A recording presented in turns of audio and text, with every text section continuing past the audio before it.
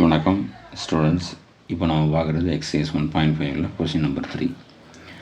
அதில் என்ன கொடுக்குறாங்க அப்படின்னா, an amount of ₹65,000 is invested in 3 bonds at the rate of 6%, 8% and 9% per annum respectively. அதாவது 65,000 3 டிஃப்ரெண்ட் பாண்ட்ஸில் இன்வெஸ்ட் பண்ணுறாங்க. ஸோ ஒவ்வொரு பாண்ட்லேயும் ஒரு விதமான இன்ட்ரெஸ்ட் ரேட் கொடுக்குறாங்க.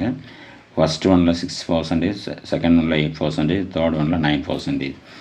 இதோடைய டோட்டல் இன்கம் எவ்வளோன்னா 4,800. அது 3 பாண்ட்லேயும் வரக்கூடிய ஆனுவல் இன்ட்ரெஸ்ட் வந்து ₹4,800.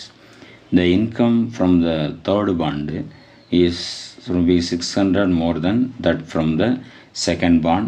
என்ன சொல்கிறாங்கன்னா, தேர்டு பாண்டையும் செகண்ட் பாண்டையும் கம்பேர் பண்ணுறாங்க. அதில் தேர்டு பாண்டில் வரக்கூடிய இன்ட்ரெஸ்ட்டு செகண்ட் பாண்டில் வரக்கூடிய இன்ட்ரெஸ்ட்டை விட ₹600 அதிகமாக இருக்குது அப்படின்னு சொல்லி நமக்கு டேட்டா கொடுத்துருக்காங்க. கொடுத்துட்டு determine the price of each bond, ஒவ்வொரு பாண்டோடைய ப்ரைஸ் என்ன அப்படின்னு கேட்குறாங்க. தமிழில் ஒரு தொகை 65,000. இந்த 65,000 ஆண்டிற்கு முறையே 6%, 8% மற்றும் 9% என்ற வட்டி வீதத்தில் 3 பத்திரங்களில் முதலீடு செய்யப்படுகிறது. இந்த 65,000 வருஷத்துக்கு 6%, 8%, 9% விதத்தில் நமக்கு வருமானம் வர்ற மாதிரி, இன்ட்ரெஸ்ட் வட்டி வர்ற மாதிரி முதலீடு இருக்கக்கூடிய பத்திரங்களில் முதலீடு செய்கிறாங்க.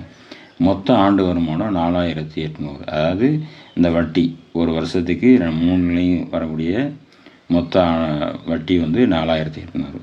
மூன்றாவது பத்திரத்தில் கிடைக்கும் வருமானமானது இரண்டாவது பத்திரத்தில் கிடைக்கும் வருமானத்தை விட 600 அதிகம். அதுபோ மூன்றாவது பத்திரத்தையும் ரெண்டாவது பத்திரையும் கம்பேர் பண்ணுறப்போ மூணாவது பத்திரத்தில் வரக்கூடிய வட்டியை விட மூணாவது பத்திரத்தில் ₹600 அதிகம் அப்படின்னு சொல்கிறாங்க. இப்போ ஒவ்வொரு பத்திரத்திலும் முதலீடு செய்யப்பட்ட தொகை என்ன அப்படின்னு கேட்குறாங்க. சரி, பார்க்கலாம். இப்போ நம்ம வந்து 3 டிஃப்ரெண்ட் பாண்ட்லேயும் எவ்வளோ அமௌண்ட்டு இன்வெஸ்ட் பண்ணியிருக்காங்க அப்படிங்கிறது நமக்கு தெரியாது. ஸோ அதை நம்ம XYZ அப்படின்னு வச்சுக்கலாம். அது let X, Y and Z be the price of each bond. தமிழில் X, Y மற்றும் Z என்பது ஒவ்வொரு பத்திரங்களின் விலை என்க. சரிங்களா? இப்போ நமக்கு ஃபஸ்ட்டு இந்த 65,000 தான் 3 பாண்டில் வந்து இன்வெஸ்ட் பண்ணுறாங்க. அந்த 65,000 3 டிஃப்ரெண்ட் அமௌண்ட்டாக பிரிக்கிறாங்க. அது என்னென்னு தெரியாது. அதுதான் நம்ம எக்ஸு, ஒய், இசட் இது 3ஐயும் நம்ம ஆட் பண்ணோம்னா டோட்டலாக 65,000. ஏன்னா 65,000 தான் 3 பாண்டில் இன்வெஸ்ட் பண்ணுறாங்க. அப்போ 3 பாண்டில் இன்வெஸ்ட் பண்ணக்கூடிய அமௌண்ட் எல்லாத்தையும் ஆட் பண்ணோம்னா 65,000. ஸோ அது 65,000 அப்படின்னு எழுதிக்கலாம். செகண்ட் ஒன்று, ஒவ்வொரு பாண்ட்லேயும் வரக்கூடிய இன்ட்ரெஸ்ட் அமௌண்ட் டோட்டலாக 4,800. இப்போ ஃபஸ்ட்டு பாண்டில் எவ்வளோ இன்ட்ரெஸ்ட் வருதுன்னா 6%. அப்போது 6% 6/100 எழுதுவோம். 6% ஆஃப் எக்ஸு. அதே மாதிரி செகண்ட் பாண்டில் 8%, 8/100 of y plus 9%, 9/100 z equal to total amount எவ்வளோ அப்படின்னா 4,800. சரி, இது எல்லாமே டிவைட் பை 100 இருக்கிறதுனால அதை கேன்சல் பண்ணுறதுக்கு நம்ம 100ஆல் மல்டிபிள் பண்ணிக்கலாம். இப்போ 100 கேன்சல் ஆகிரும். 6x plus 8y plus 9z. So நம்ம ரெண்டு சைடுமே 100ஆல் மல்டிபிள் பண்ணுறோம். இப்போ இங்கே 100ஆல் மல்டிபிள் பண்ணால் இன்னும் 2 0 எக்ஸ்ட்ரா வரும். ஸோ அப்போது 4,80,000. சரி, அடுத்தது நமக்கு என்ன கொடுத்துருக்காங்கன்னா, தேர்டு பாண்டில் வரக்கூடிய இன்ட்ரெஸ்ட். தேர்டு பாண்டில் வரக்கூடிய இன்ட்ரெஸ்ட் எவ்வளோ? 9%. 9% ஆஃப் இசட். இப்போ 9/100 இசட். தேர்ட் பாண்டில் வரக்கூடிய இன்ட்ரெஸ்ட்டு செகண்ட் பாண்டில் வரக்கூடிய இன்ட்ரெஸ்ட். செகண்ட் பாண்டில் எவ்வளோ இன்ட்ரெஸ்ட் வருது? 8%. So 8/100 of y. இது ரெண்டையும் கம்பேர் பண்ணுறப்போ இதில் வரக்கூடிய இன்ட்ரெஸ்ட்டு இதை விட எவ்வளோ அதிகமாக இருக்குது அப்படின்னா 600. ஸோ அதிகங்கிறதுனால நம்ம ப்ளஸ் பண்ணிக்கிறோம். ₹600 அதிகமாக இருக்குது அப்படின்றாங்க. இப்போ இந்த 8/100 ஒய்யை நம்ம இந்த சைடு கொண்டு வந்துடும். ஏன்னா வேரியபிள்லாம் லெஃப்ட் சைடு இருக்கும். இப்போ இது அங்கே வர்றப்போ minus. So -8/100 y plus 9/100 z equal to 600. இப்போ இங்கேயும் நம்ம 100ஆல் மல்டிபிள் பண்ணிக்கலாம். minus 8y plus 9z equal to ரெண்டு பக்கம் 100 மல்டிப்ளை பண்ணுறோம், இன்னும் 2 0 வரும். ஸோ 60,000. இப்போ நமக்கு தேவையான ஈக்குவேஷன் இது ஒரு ஈக்குவேஷன், இது ஒரு ஈக்குவேஷன், இது ஒரு ஈக்குவேஷன். இந்த 3 ஈக்குவேஷனையும் யூஸ் பண்ணி நம்ம காசின் எலிமினேஷன் பயன்படுத்தி நம்ம என்ன செய்கிறோம்னா XYZோட வேல்யூ கண்டுபிடிக்க போகிறோம். சார் காசின் எலிமினேஷன் மெத்தடில் ஃபஸ்ட்டு நம்ம augmented matrix A bar B. So A bar B ஏங்கிறது வந்து கோஎஃபிஷியன்ட் ஆஃப் XYZோடைய XYZோட கோஎஃபிஷியன்ட், பிங்கிறது ஈக்குவல் டு ரைட் சைடு இருக்கக்கூடிய கான்ஸ்டன்ட் டேர்ம். ஸோ அதை ரெண்டையும் மெர்ஜ் பண்ணிடுறது தான் ஆக்மெண்டட் மேட்ரிக்ஸ். சரிங்களா?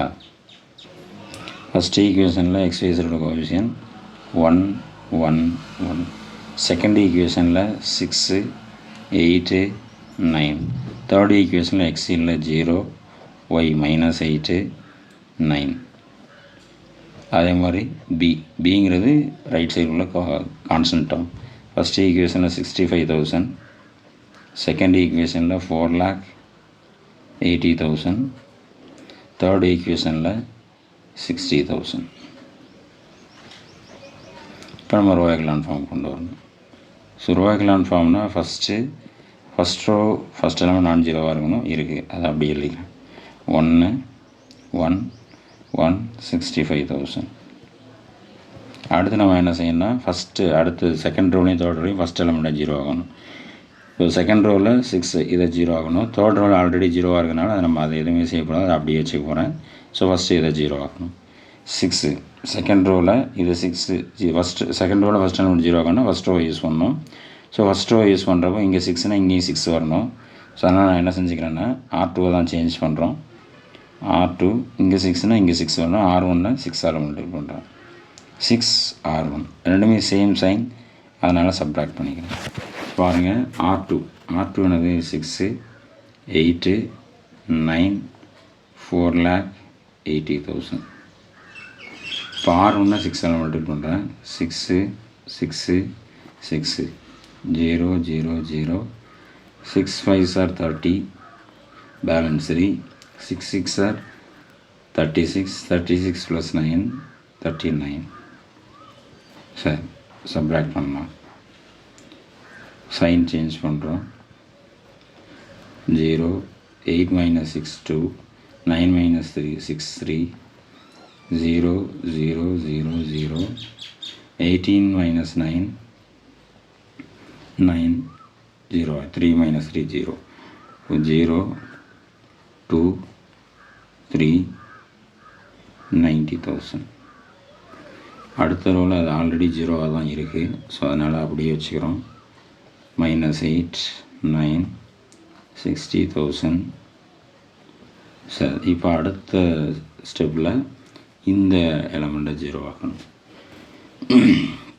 இப்போ இது 0 ஆகணும். இது செகண்ட் எலமெண்ட், தேர்ட் ரோவில் செகண்ட் எலமெண்ட். அப்போ செகண்ட் ரோ தான் யூஸ் பண்ணணும். ஃபஸ்ட்டு 2 ரோ நான் அப்படியே வச்சுக்கிறேன். 1 1 1 65,000, 0 2 3 90,000. இப்போ தேர்ட் ரோவை தான் நான் சேஞ்ச் பண்ணுறேன்.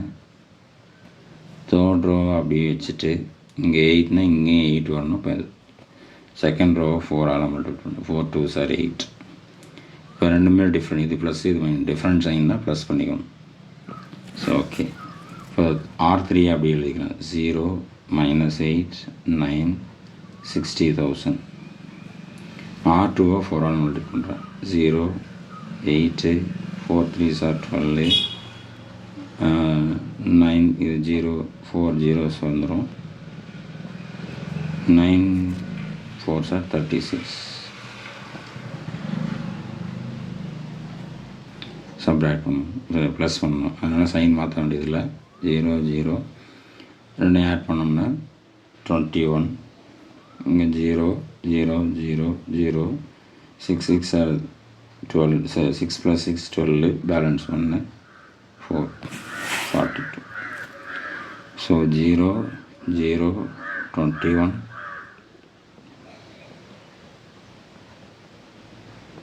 4,20,000.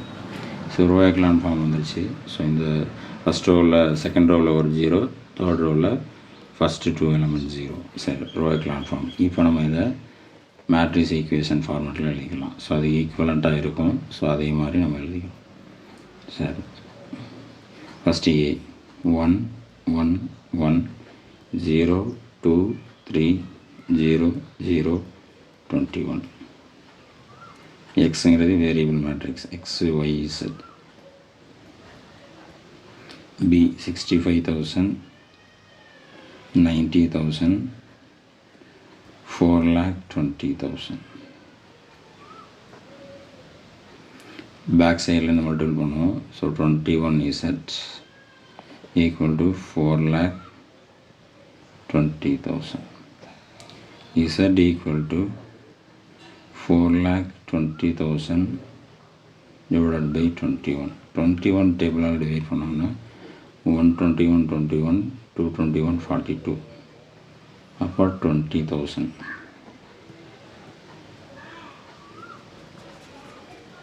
ஸோ Z வந்து 20,000. அடுத்து செகண்ட் ரோ மல்டிபிள் பண்ணுறோம். 0 + 2y + 3z equal to second row நேராக உள்ள constant term 90,000. So 2y + 3 into 20,000 is equal to 90,000. So 2y plus 60,000 90,000. 2y is equal to 90,000 minus 60,000. 2y, so 90,000 minus 60,000 30,000. So y is equal to 30,000 divided by 2 15,000. So y is equal to 15. அடுத்து first row இதை multiple பண்ணுறோம். x plus y plus z equal to 65,000. x plus y 15,000 z 20,000 is equal to 65,000. So x plus 35,000 65,000. So x equal to 35 row minus row 65,000 minus 35,000 30,000. So therefore each bonded price on the first x equal to rupees 30,000. Second bonded price rupees 15,000. Third bonded price rupees 20,000. Okay.